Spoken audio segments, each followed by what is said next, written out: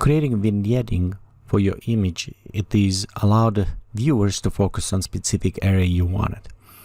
And many times you can create by simply add new layer, fill up this with like 50% gray, set to soft light, and by using brush, black one, for example, you can just start kind of painting in some of this. Problem with creating vignetting this way, it does give you some flexibility how you want to go.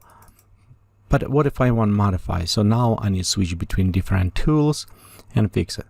I found out easiest way for me to create, and also it's more flexible and adjustable, it's using curves. So example, right here we're going to create new curve, and we're going to take this curve and bring all the way down.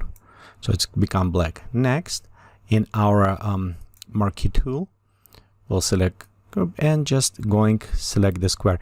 Notice I'm not going from edge to edge, I just leave it a little bit framing around.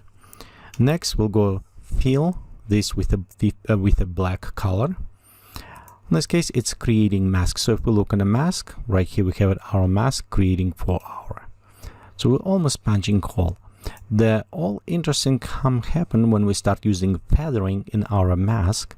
So watch what's happening. I start moving my feathering, and you see how it add to our edge. So at this point I create the vignetting, and again this is based on my curve. So if I want to instead black, I can create white or different color, and of course we can play with all different type of the modes. Soft light work very well in this case, or you can go with luminosity if you want no color distortion, just to reduce darkness grading. Again, in this case we're desaturating. All of these different modes we can go and play around and create different type of the vignetting.